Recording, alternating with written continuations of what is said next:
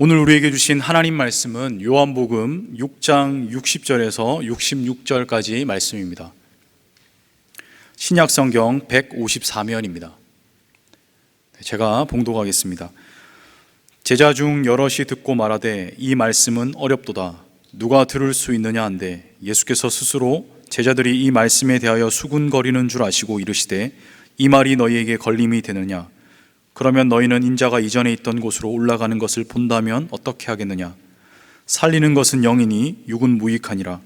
내가 너희에게 이른 말은 영이요 생명이라. 그러나 너희 중에 믿지 아니하는 자들이 있느니라 하시니 이는 예수께서 믿지 아니하는 자들이 누구며 자기를 팔 자가 누구인지 처음부터 아심이로라. 또 이르시되 그러므로 전에 너희에게 말하기를 내 아버지께서 오게 하여 주지 아니하시면 누구든지 내게 올 수 없다 하였노라 하시니라. 그때부터 그의 제자 중에서 많은 사람이 떠나가고 다시 그와 함께 다니지 아니하더라. 아멘. 여러분, 안타까운 일이긴 하지만 많은 사람들이 교회를 다니다가 떠나버려요. 여러 가지 이유가 있습니다. 그런데 이 교회에 다니다가 다른 교회로 가는 것은 괜찮아요. 이런저런 사정 때문에 얼마든지 옮길 수가 있습니다. 근데 그게 아니고 하나님을 떠나버려요. 예수님을 떠나버려요. 더 이상 신앙생활을 안 하는 겁니다. 하나님 믿지도 않아요. 교회 다니기 이전에 불신자처럼 다시 그리 돌아가 버려요. 저 왜 그러는가? 예수님 당시에도 보면 이런 일들이 있었습니다. 그게 오늘 본문 성경이에요. 항상 우리 예수님은 인기가 많으셔서 많은 무리, 많은 사람들이 따라다녔습니다. 그런데 그 많은 사람들이 끝까지 예수님을 따른 것은 또 아니에요. 그래서 오늘 설교 제목을 보면 예수를 떠나다. 좀 심상치 않은 설교 제목이에요. 예수를 떠나다. 이게 어디서 나온 제목인가 하면 바로 오늘 본문 66절입니다. 이렇게 되어 있어요. 그때부터 그의 제자 중에 많은 사람이 떠나가고 다시는 그와 함께 다니지 아니하니라. 그때부터 많은 사람이 예수와 함께 다니기를 그쳤대요. 떠나갔대요. 무슨 개인적인 사정이 있어서 잠깐 떠나고 다시 돌아오고 이런 이야기가 아니고 그 뒤에 이런 말을 하지요. 다시는 그와 함께 다니지 아니하였다. 이게 영원한 결별 선언을 한 거예요. 완전한 예수님하고 예수라는 이 인물하고 교류의 단절, 그걸 선언하고 떠나버렸답니다. 그런데 중요한 것은 언제 그랬는가? 이 심각한 일이 언제 벌어졌는가 하면 그때부터래요. 그러니까 그때가 언젠가 이게 중요하겠죠. 여러분, 요한복음 6장 보면 그 유명한 오병이어 사건이 앞에 나와요. 떡 5개 물고기 2마리로 남자만 5,000명이니까 여자 아이들까지 하면 10,000명이 훨씬 넘는 군중이 실컷 배부르게 먹고 12바구니가 남았다고 그러지 않습니까? 그 사건을 체험한 사람들이 무리예요. 그 사람들이 계속 예수님을 따르는 거예요. 그런데 예수님께서 이 본문 앞에 보면 그들을 향해서 아주 길게 설교를 해요. 그러니까 오병이어 이 사건의 진짜 의미, 영적인 의미, 메시지를 말씀을 해 주십니다. 그걸 듣고 난 이후입니다. 그러니까 오늘 본문의 이 상황, 예수님을 많은 사람이 떠나버렸다, 이 상황은 예수님의 설교를 듣고 난 직후에 사람들이 보인 반응이다. 그러니까 많은 사람들의 결론이 이렇다는 거예요. 설교를 듣고 보니까 아하, 이 예수라는 이 사람은 내가 생각했던 거하고는 많이 다르구나. 더 이상 이 사람을 따라다닌 것은 시간 낭비겠다. 내 인생을 괜히 이런 사람에게 소모할 필요가 무엇인가 하면서 떠나버렸다, 이런 뜻입니다. 여러분, 설교를 왜 하겠어요? 듣는 사람들이 은혜 받도록, 그게 목적 아니겠습니까? 말씀을 전하고 그리고 말씀을 듣고 설교자의 말을 좀 더 신뢰하고 잘 따르도록 그런 목적으로 설교를 하지요. 근데 예수님이 설교했는데도 불구하고 반대 결과가 나왔대요. 다수가 듣고는 떨어져 나가버렸다. 예수님을 따르기는커녕 그 반대로 예수님하고 결별을 선언하게 되었더라. 성도 여러분, 설교를 들으면 들을수록 하나님에 대해서 이상하게 회의가 더 생깁니까? 설교를 들으면 들을수록 마음이 더 불편해집니까? 왠지 시험이 듭니까? 그렇다면 대부분은 설교자에게 문제가 있습니다. 저도 벌써 이제 세월이 흘러서 설교를 한 지가 30년이 훌쩍 넘었어요. 그런데 솔직히 말씀드리거니와 다 아쉬워요. 제 스스로 설교에 대해서 늘 후회가 돼요. 이 말은 안 해야 되는데 저 말을 했어야 되는데 말에 실수가 많아요. 이게 말로 하는 거다 보니까 한번 지나가고 나면 돌이킬 수도 없잖아요. 그리고 전달도 좀 아쉬운 부분이 많고 늘 그렇습니다. 여러분, 이게 사람 설교자는 어쩔 수 없는 것 같아요. 완벽한 설교자가 이 땅에는 없어요.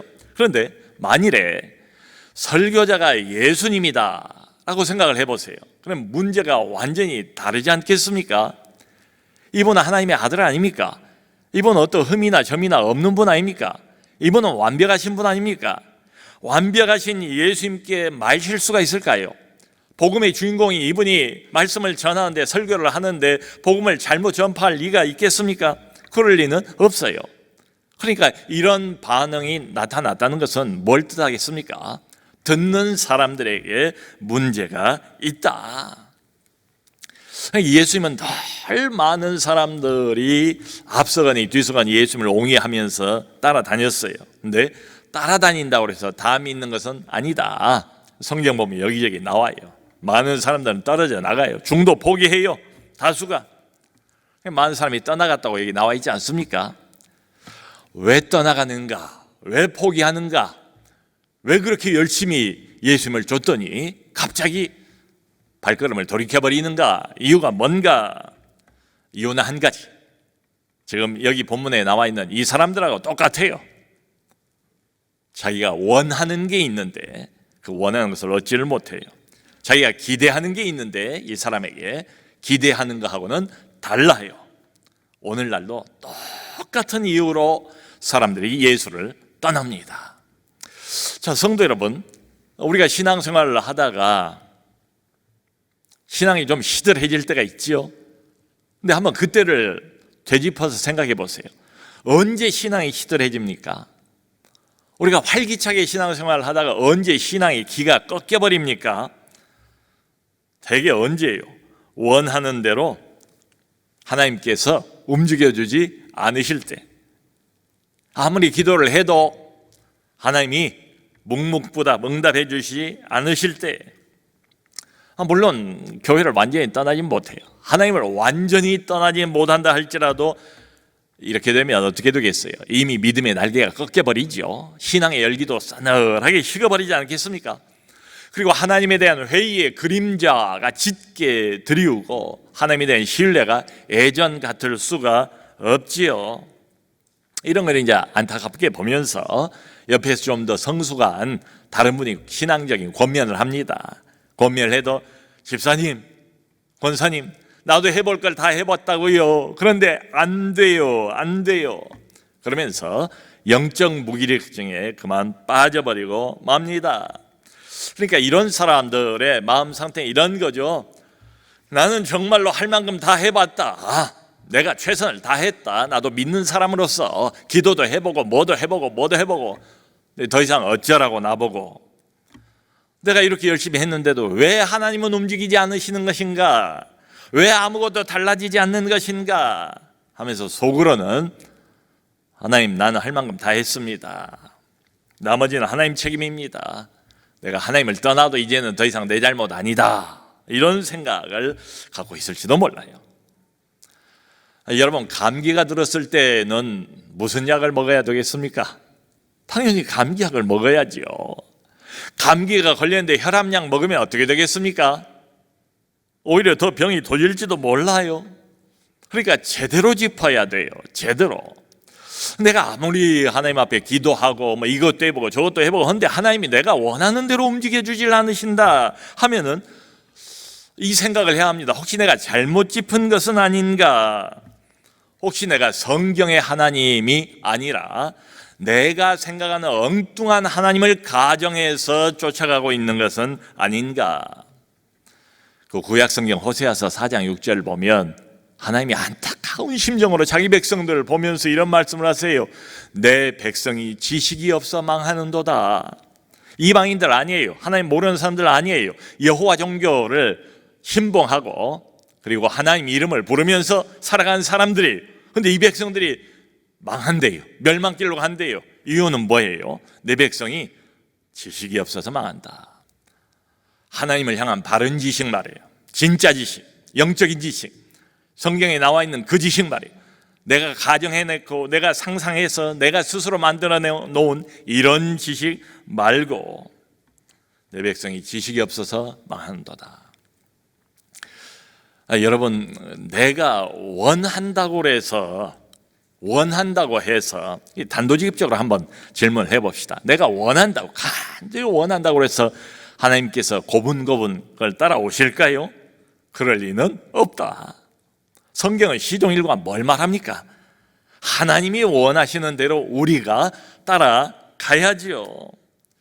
자, 그러니까 이어서 나오는 질문은 내가 지금 따르고 있는 것은 성경의 하나님인가 아니면 내가 이랬으면 좋겠다고 가정하는 상상 속의 하나님인가? 이 질문을 던질 필요가 있습니다. 여러분, 이게 왜 중요한가 하면 오늘 아까 읽은 본문을 보면 우리 주님의 모습 때문에 그래요. 지금 다수의 무리가 뭔가를 원해요. 원하기 때문에 이분을 여기까지 또 쫓아온 거예요. 놓아주질 않은 거예요. 근데 주님을 보니까 그 사람들이 원한다고 해서 다 원하는 대로 행동하는 게 아니다. 그 결과 많은 사람들이 주님을 떠나버렸습니다. 그런데도 주님은 어떤 모습을 보이십니까? 끄떡도 안 하세요. 동요도 안 하세요. 떠나가는 것을 아쉬워하지도 않아요. 나 좋다고 나를 쫓아서 쫄쫄 굶으면서 며칠을 따라오고 떡 먹고 나서는 또 너무너무 예수님이 좋아서 여기까지 쫓아온 그 백성들, 그 군중들 다 떠나보내버리세요. 아쉬워하지도 않으면서 오히려 옆에 있는 12제자를 바라보시면서 이렇게 물어보십니다. 너희도 가려느냐? 너희도 가려느냐? 이 말의 뉘앙스는 뭔가 하면 너희도 내 말이 그렇게 걸림돌이 되고 마음에 안 들거든 갈 테면 가라, 가도 좋다라는 암시를 담고 있어요. 여러분, 참 이상하죠. 예수님이 왜 이렇게 매몰차게 나오시는가? 우리가 보는 예수님과 아는 예수님은 다르잖아요. 이분은 자비와 긍휼이 많잖아요. 약하고 어려운 사람들을 도우시는 분이시잖아요. 현실적인 문제를 그야말로 또 돕고 해결해 주시는 분 아닙니까? 그러니까 많은 병자를 고쳐주시고 그리고 귀신에 시달리는 많은 영혼들에게서 귀신을 쫓아내주시고 회복을 선물로 주시지 않습니까? 성경에 여기저기 너무 많이 나와 있어요. 이게 성경의 팩트예요. 자, 근데 한 가지 우리가 유념해야 될 것은 그럼에도 불구하고 이런 것들이 예수님의 1차적인 사역은 아니었다. 예수님의 중요한 관심사는 따로 있었다. 예수님의 메인 사역, 이건 따로 있었다. 아까 병 고치고 그리고 사람들의 현실적인 필요를 채워주고 이런 것들은 항상 부차적인 예수님의 사역이었습니다. 여러분, 우리 교회 목회자들, 이제 교구 목사님들이 항상 보면 메인 사역이 있고 1차적 사역이 있고 그건 이제 교구 사역이죠. 교구의 모든 것을 다 감당해야 되니까 이게 1차적인 사역입니다. 근데 그것만 가지고 우리 교회가 돌아갈 수는 없어요. 그래서 늘 이 1차적인 사역 더하기 2차적인 사역, 부차적인 사역이 있어요. 교구 사역을 하면서 중보기도 사역을 하든지, 교구 사역을 하면서 BMR 사역을 하든지, 교구 사역을 하면서 찬송, 찬양 사역을 하든지, 우리가 가지고 있는 원칙은 메인 사역 더하기 1 플러스 1입니다. 이런 것처럼 우리 주님도 메인 사역이 따로 있었다. 그건 뭔가 하면 죄인을 구원하는 겁니다. 하나님과의 관계를 회복시키는 것. 이게 항상 예수님의 관심사예요. 사역의 우선순위입니다. 누가복음 19장을 보면 예수님이 그 키 작은 삭개오를 만나 주시잖아요. 삭개오는 세리장이고 돈 많은 사람이고 사회로부터는 지탄받는 사람이고 돈 많은 쓰레기 취급을 받고 있던 그 삭개오, 영적인 남모르는 갈급함과 부족함을 느끼고 있었던 그 삭개오를 예수님이 먼저 찾아가서 이름까지 불러주면서 그 집에 들어가서 삭개오와 함께 교제를 시작하지 않습니까? 구원이 그 집에 그날 임하지 않습니까? 그러면서 예수님께서 결론적으로 하신 말씀이 뭐예요? 이 사람도 잃어버린 아브라함의 자손이다 말씀하시면서 인자가 이 땅에 온 것은 잃어버린 자를 찾아 구원하기 위해서다. 이게 예수님의 관심사입니다. 그러니까 현실적인 필요 이거 말고 영적인 필요가 항상 우선이다 이 말이지요. 이 순서를 바꾸신 적이 없어요. 그리고 이 부분에 관해서는 예수님이 절대로 양보한 적도 없고 타협한 적도 없고 그렇습니다. 그러니까 지금 예수님이 하신 그 말씀 긴 설교를 듣고 난 뒤에 보인 반응이 내가 생각하는 거하고는 다르네, 내가 기대했던 거하고는 다르네, 이분이 엉뚱한 말씀을 하시네, 나는 계속해서 떡을 구하는데 이분은 다른 이야기를 해요. 이게 예수님은 제가 그 마음속에 들어가서 예수님의 마음을 대변을 해보면 이런 이야기일 겁니다. 너희가 내 말을 듣고 걸림이 됐느냐? 만일에 내 말을 받아들이기가 어렵다면 차라리 나를 떠나라. 너희들의 희망사항을 내게 강요하지 말라. 나는 너희의 요구를 들어주러 여기 온 것이 아니라 하나님의 요구를 실천하기 위해서 이 땅에 왔노라. 여러분, 이 점을 바로 이해하지 못하면 계속해서 하나님을 오해하게 됩니다. 어떤 아들이 있었는데 아버지하고 사이가 안 좋아요. 그냥 아들 편에서 안 좋은 거예요. 아버지가 어려서부터 너무 엄격하고 친밀감보다는 그래서 거리감을 늘 느끼고 있는 아들이 있었어요. 그런데 어느 날 자기가 큰 문제가 있어서 고통을 당하고 있었는데 어느 날 한 장면을 보았습니다. 새벽에 아버지가 자기를 위해서 눈물을 흘리면서 간절히 하나님께 기도하는 모습을 봤어요. 아버지의 사랑을 바로 그 순간 확인을 하고 아버지에 대한 오해, 섭섭한 감정, 이런 것들이 다 눈 녹듯이 사라져버리고 말았습니다. 이 아들이 깨달은 건 그거예요. 내가 원하는 대로 아버지께서 해주지 않는다 할지라도 아버지가 나를 사랑하지 않는 것은 아니었구나. 우리 하나님도 똑같아요. 하나님 아버지가 내가 원하는 대로 들어주시고 행동하시는 건 아니지만 그렇다고 해서 하나님 아버지께서 나를 사랑하지 않는 것은 아니로구나. 말씀드린 것처럼 요한복음 6장의 배경은 처음부터 오병이어입니다. 보리떡 5개 어떤 아이가 갖고 있는 물고기 2마리, 이걸 가지고 10,000명도 훨씬 넘는 군중들이 질서정연하게 앉아서 배부르게 먹었대요. 배부르게 먹은 다음에 12바구니까지 남겼습니다. 자, 이걸 사람들이 봤어요. 사흘 동안 따라다녔으니까 얼마나 배가 고프겠습니까? 먹을 것도 없는데. 근데 눈앞에서 정말 전무후무한 기적이 벌어진 거예요. 이걸 보고 사람들 눈이 뒤집혔어요. 그리고는 즉시로 예수님에게 집착하기 시작합니다. 억지로 사람들이 몰려들어서 예수님을 자기들의 임금을 삼으려고 했다는 거예요. 예수님께서 일부러 몸을 피합니다. 가끔 그러세요. 군중과 무리를 떠나세요. 그리고 나중에는 배를 타고 바다 건너편으로 가버렸습니다. 근데 이 무리들이 예수님을 놓아주지를 않아요. 집요하게 또 배를 타고 예수님을 쫓아옵니다. 갈릴리 바다 저편까지 와요. 쫓아와서 예수님을 만나자 예수님께서 이 무리들에게 진리를 가르치기 시작하십니다. 이분을 향한 간절한 열망, 이분만 우리 옆에 있으면 우리는 먹을 것 걱정 전혀 할 게 없다라는 확신들을 가지고 바로 이분이 우리가 기다려왔던 그 메시아다라는 확신을 가지고 여기까지 쫓아온 거예요. 그런데 입을 열어서 예수님께서 참 진리를 말씀하시는데 이상한 말을 해요. 황당한 말을 해요. 듣기 어려운 말을 해요. 기대하지 못했던 말을 막 쏟아내시는 거예요. 설교를 하시면서.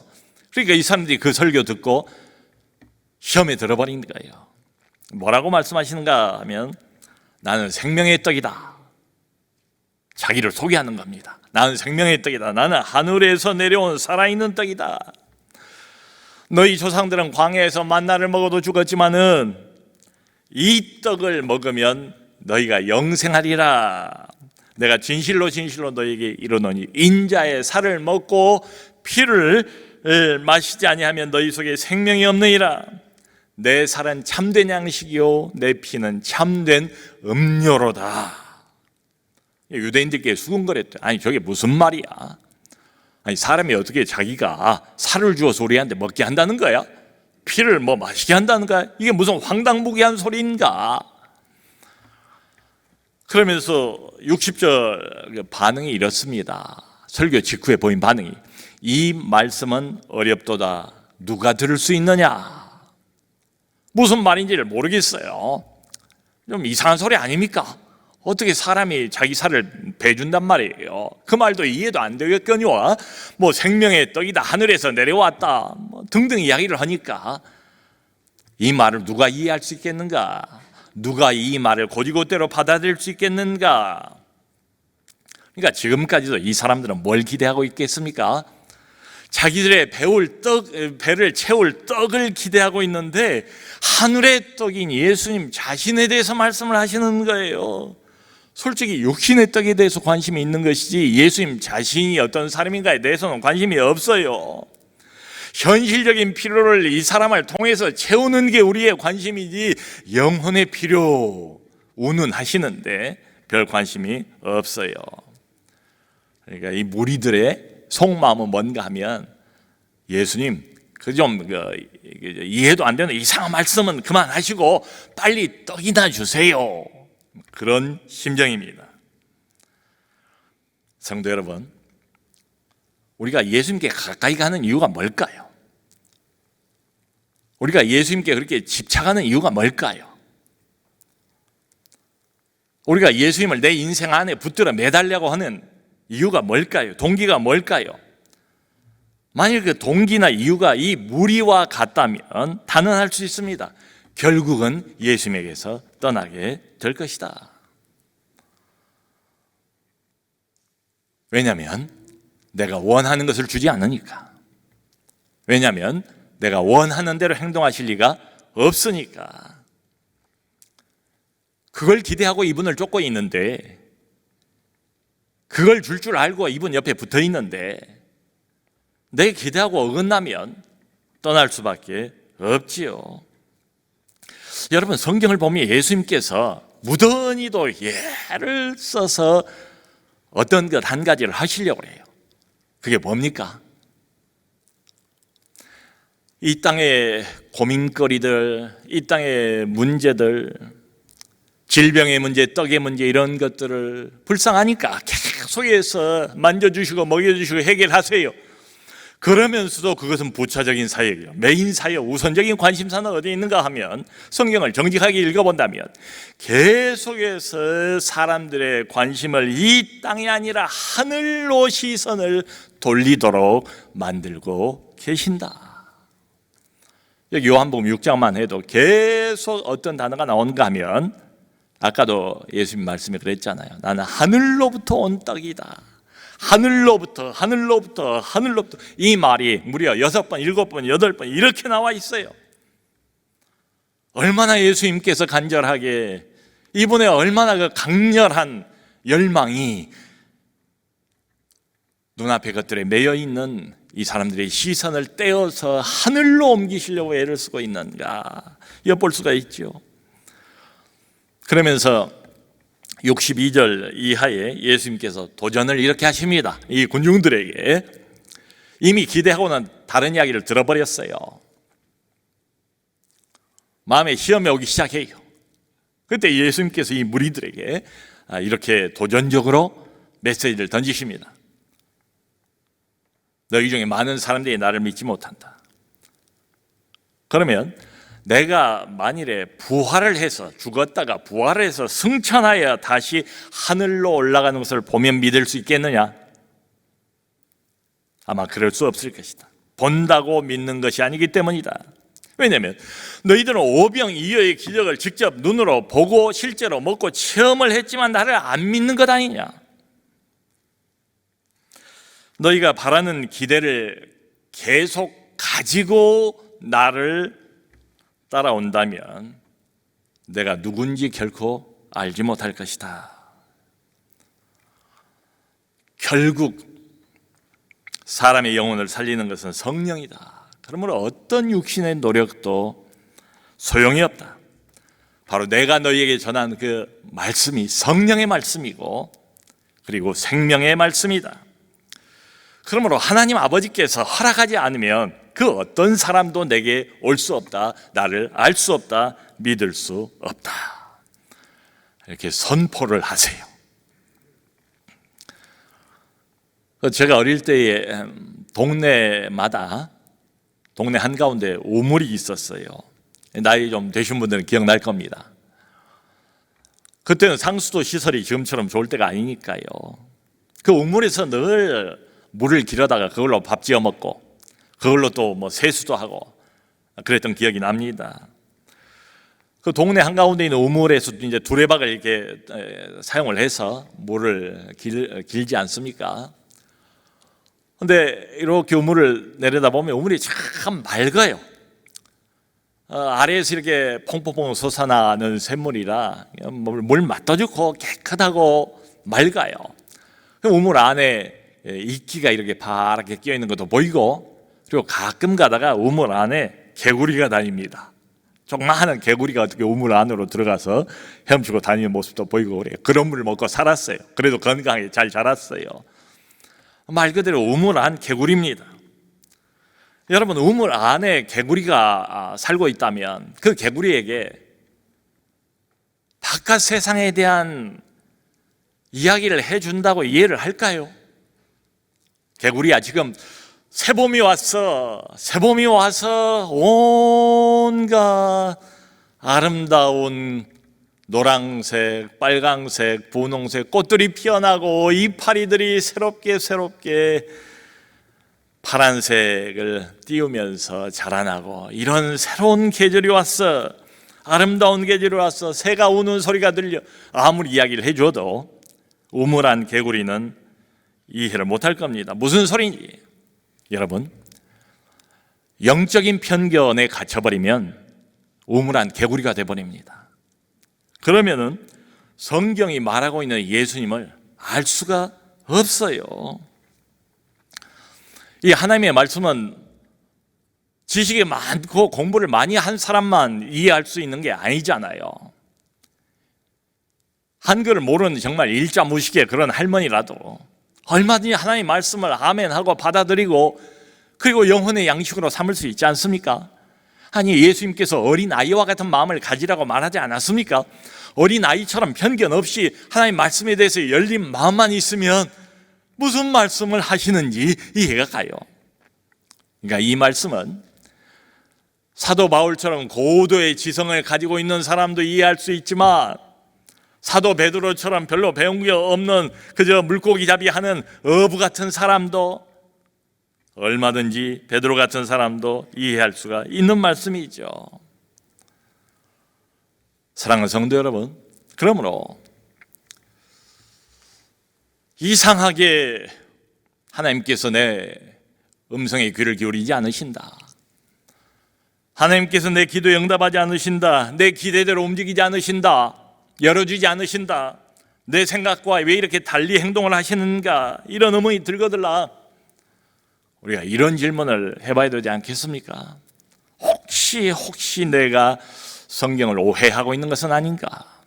혹시 내가 하나님을 오해하고 있는 것은 아닌가? 우리가 교회를 조금 다니다 보면 성경을 배우지요, 설교를 듣지요. 그러니까 하나님에 대한 단편적인 지식들을 얻게 됩니다. 대개 어떻게 하는가 하면 그 하나님에 관한 내가 알고 있는 단편적인 지식들을 조합시켜서 내가 바라는 쪽으로 하나님에 대한 이미지를 굳혀버려요. 그리고 끝. 그리고 계속 내가 만들어 놓은 하나님에 대한 이미지, 개념, 거기에 맞지 않으면 계속 의문을 갖습니다. 신앙의 회의를 갖습니다. 사실은 성경을 정직하게 보기만 하면 이게 왜 그런지가 다 나와 있는데, 하나님이 이미 하신 말씀들이 다 있는데, 하나님이 사람을 다루어 본 게 하루 이틀이 아니시잖아요. 수천 년 동안 하나님의 백성들이 어떤 고민, 어떤 의문을 가지고 있는가, 현실적인 어려움들을 통과하면서 어떤 시험거리에 빠지게 되는가를 하나님이 잘 아시지 않겠습니까? 거기에 대한 처방책들을 다 말씀해 주셨고, 거기에 대한 해답들 왜 그러는지 하나님이 다 말씀해 주셨어요. 근데 귀 기울이지 않아요. 떡만 구해요. 먹고 싶은 것이 따로 있어요. 이분을 향한 기대가 따로 있어요. 그 기대는 내가 정해놨어요. 그 기대하고 맞지 않으면 계속 자신의 우물한 개구리와 같은 편견을 벗어나지를 못하고 시험에 빠져버리는 경우가 많지 않은가? 너희도 가려느냐? 많은 사람들이 떠나버렸대. 너희도 가려느냐? 가끔은 오늘 우리에게 묻는 음성이 아닌가 싶어요.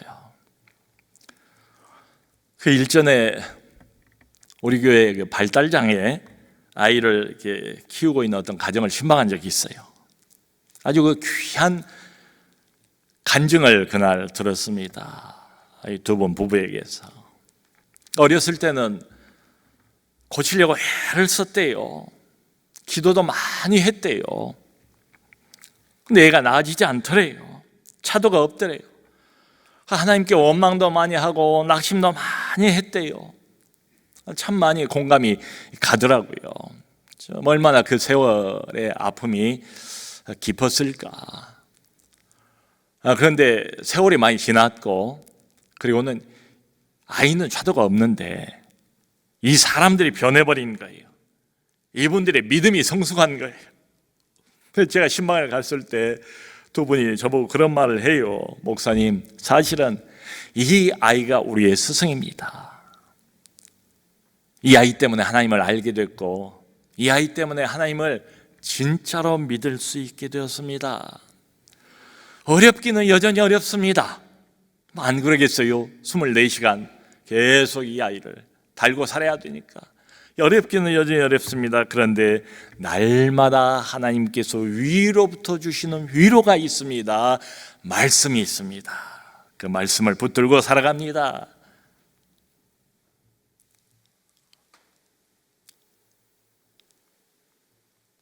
육신의 떡이 아닌 영혼의 떡에 대한 설교를 끝내고 나자 많은 사람들이 떠나가 버렸다.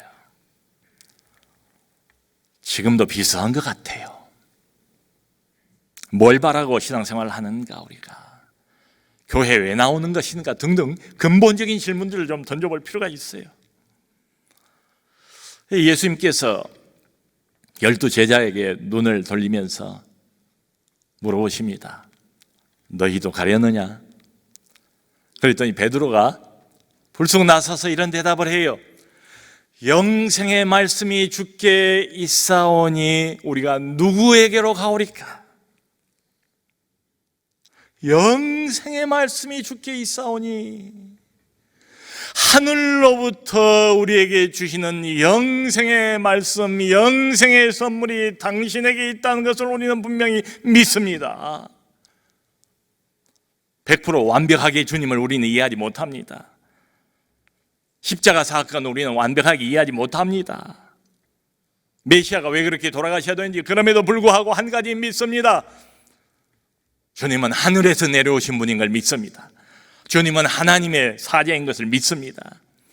주님은 이 땅에 눈앞에 보이는 현실적인 문제들에 꽉 눌려서 거기에 급급하여 그게 전부인 줄 알고 살아가는 우리에게 저 하늘의 영원한 나라에 관한 소식을 들려주러 오신 분인 줄로 믿습니다. 요단강 건너 저편의 영원한 생명에 관한 선물을 주시기 위해서 오신 분인 줄로 믿습니다. 영생의 말씀이 당신에게 있사오니 우리가 누구에게로 가겠습니까? 사랑하는 성도 여러분, 보아도 보이지 않고 들어도 듣지 못한다고 그러지 않았습니까? 하나님 아버지께서 허락하지 않으면 누구도 내게로 올 수 없다. 우리가 오늘 이 아침에 여기 앉아있는 이유는 하나밖에 없습니다. 하나님 아버지께서 은혜를 주신 거예요. 은혜를 받은 거예요. 나를 선택한 거예요. 나를 자녀로 불러주신 거예요. 그러면 불러서 우리가 여기 앉아있고 예배드리고 예수님 말씀도 듣고 예수님을 따르고 그러지 않습니까? 그러므로 내가 현실적인 이런 문제가 있고 저런 문제가 없을 수는 없지요. 하나님이 그걸 모르실 리도 없고요. 그럼에도 불구하고 왠지 하나님께서 응답을 금방 안 해주시고 또 내가 원하는 대로 움직여주지 않는다 할지라도 낙심하지 마시기 바랍니다. 회의에 빠지지 마시기를 바랍니다. 내가 원하는 대로 하나님께서 응답하지 않는다고 해서 아버지가 나를 안 사랑하는 것이 아니다. 나를 외면하는 것이 아니다. 그분의 관심사가 나를 향한 관심사가 다른 데 있기 때문이다. 모쪼록 성경의 이 예수님의 말씀을 잘 의지하시고 붙드시고 땅이 아니라 하늘을 바라보면서 믿음으로 전진하는 우리 모두가 될 수 있기를 주님의 이름으로 축원합니다.